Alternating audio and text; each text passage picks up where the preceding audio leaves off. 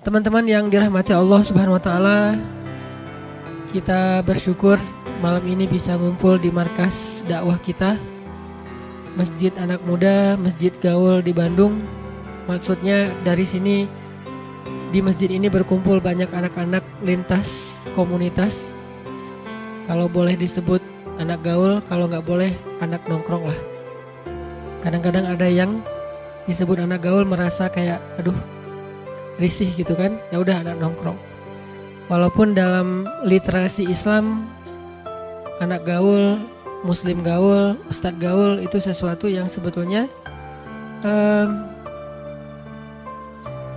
bukan sesuatu yang baru dalam literasi Islam. Itu sesuatu yang memang ada akar sejarahnya, bahkan ada akar dalil ilmiahnya. Sebagaimana yang saya sering sampaikan pada konten-konten sebelumnya, bahwa yang namanya gaul dalam Islam itu pada dasarnya baik. Hanya mungkin istilahnya jarang dipakai. Istilah gaul jarang dipakai, yang banyak dipakai itu bergaul.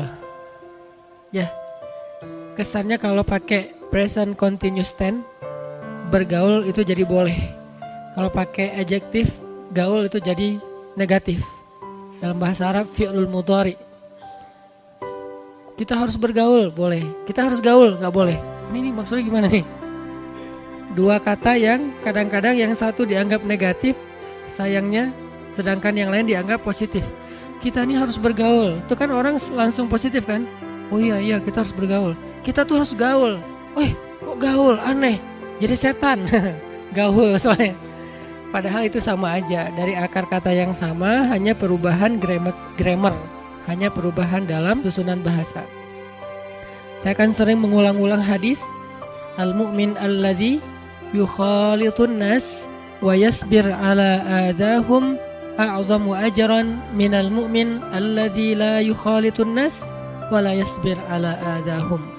Mukmin yang bergaul dengan manusia dan bersabar atas kekurangan dan gangguan mereka itu lebih besar pahalanya daripada mukmin yang tidak mau bergaul dengan manusia dan tidak sabar atas gangguan mereka. Namanya kita tampil di depan publik, pasti banyak hal-hal yang kadang bikin kita gak nyaman. Dan dalam ketidaknyamanan itu, kalau kita bisa menjaga adab, tidak mencela, tidak membalas keburukan dengan keburukan, tidak berdebat secara panjang lebar, berarti dia yasbir ala adahum, dia bersabar atas gangguan mereka, maka a'zamu ajran, lebih banyak pahalanya daripada kita tidak tampil di depan publik, bahasa lainnya jadi public figure, tidak mau dikenal orang, tidak ada yang tahu tentang kelebihan dan kebaikan kita, syiar-syiar kita, sehingga tidak ada tantangan diperlakukan secara tidak nyaman, karena nggak terlalu tampil. Sehingga tidak ada banyak mata yang menilai. Kalau udah tampil kan mulai banyak penilaian. Dan ada yang menilai secara objektif, ada yang menilai untuk mencari kelemahan dan kekurangan. Kalaupun tidak ditemukan, dia buat-buat. Itu konsekuensi dari bergaul. Sudah menjadi sebuah sunatullah. Konsekuensi dari bergaul, ya pasti akan digituin. Baik itu bergaul dalam kehidupan normal sehari-hari, apalagi bergaul dalam kehidupan sosial media yang bahkan mungkin orang mengenal kita banget tapi kita gak kenal dia. Searah gitu. Satu arah. Dan ketika dalam kondisi kita bergaul lalu kita diperlakukan secara tidak nyaman, baik dengan kata-kata atau dengan sikap atau dengan apapun bentuknya, dan kita bersabar. Arti bersabar bukan diam. Arti bersabar menjaga sikap. Kita tidak berlaku jahil. Jahil itu artinya kehilangan kontrol dalam sikap kita, attitude kita, akhlak kita. Kita tidak kehilangan kontrol akhlak, maka itu disebut dengan yasbir ala adahum. Maka kedudukan dia a'zamu ajran, lebih besar pahalanya minal mu'min alladzi la yukhalitun nas wa la yasbir ala adahum, daripada mukmin yang tidak tampil di depan publik, tidak bergaul dengan banyak orang. Nas di sini ada mukmin, ada yang belum mukmin, ada yang kafir, ada yang muslim tapi banyak variasi di dalamnya. Ada muslim dengan mazhab A, B, C, Z. Dan dia tidak mau bergaul dengan mereka, tidak membuka diri, tidak open minded, tidak mencoba untuk ngeblend dengan yang lain, tidak mencoba untuk melihat ada dunia lain selain dunia dia. Berarti dia tidak mendapatkan dinamika dan konsekuensi dari pergaulan.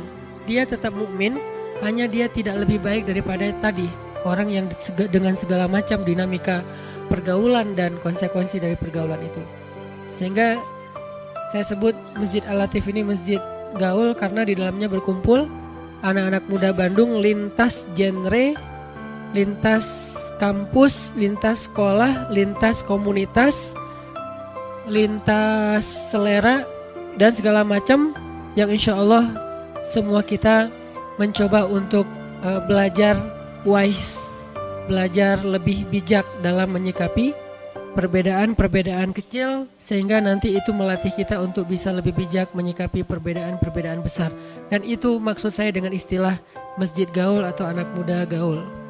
Jadi arahnya adalah ke yasbir ala adahum. Kalau kita bergaul tapi tidak sabar dengan gangguan orang lain, maka kita tidak memenuhi syarat pergaulan secara Islami. Kita tampil depan publik tapi marah-marah. Kita tampil depan publik tapi kita debat. Kita tampil di depan publik, kita gaul dengan banyak orang tapi semua dijudge. Berarti kita tidak memenuhi syarat bergaul dalam konteks hadis tadi. Karena Nabi tidak bilang gini, al-mu'min alladzi yukhalitun nas a'zamu ajran minal mu'min alladzi la yukhalitun nas. Mukmin yang bergaul lebih besar pahalanya daripada mukmin yang tidak bergaul. Enggak gitu hadisnya.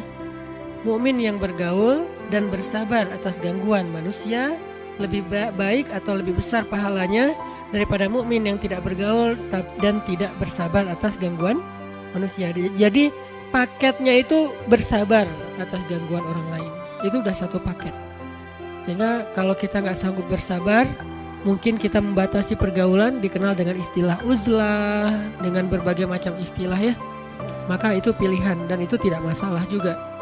Tapi kan kita pengen belajar yang lebih baik daripada yang sebelumnya. Jadi alhamdulillah buat saya pribadi sih bikin taklim Rabu malam di Masjid Al-Latif itu selalu bikin saya lebih happy, nyaman, kayak nongkrong di rumah sendiri gitu. Cuman karena kondisi kita udah berbeda dengan dulu. Kalau dulu kita bikin setiap Rabu malam di Masjid Al-Latif, Masya Allah yang hadir 2 sof, 3 sof. Tapi ternyata Allah memberi kita hadiah bersama-sama untuk semangat belajar Islam sehingga sekarang jadi sampai di jalan kondisinya tidak memungkinkan. Terpaksalah kita mengadakannya di Masjid TSB kecuali Masjid TSB-nya lagi dipakai baru kita balik ke markas. Tapi overall di sini jauh lebih nyaman. Buat saya ini lebih homey, lebih cozy, lebih kita banget lah ya. Cuman ya itu kondisinya aja. Mudah-mudahan nanti Allah juga memberi kita hadiah satu lagi masjid. Selain markas utama kita ini, nanti ada markas yang lain yang lebih besar, yang dengan konsep dan desain yang juga anak muda banget, dan kita bisa nongkrong di sana, benar-benar masjid nongkrong. Arti masjid nongkrong itu emang kita bisa ngerasain nyamannya nongkrong di masjid lebih daripada nyaman nongkrong di tempat-tempat yang lain. Kita menyebutnya masjid anak muda.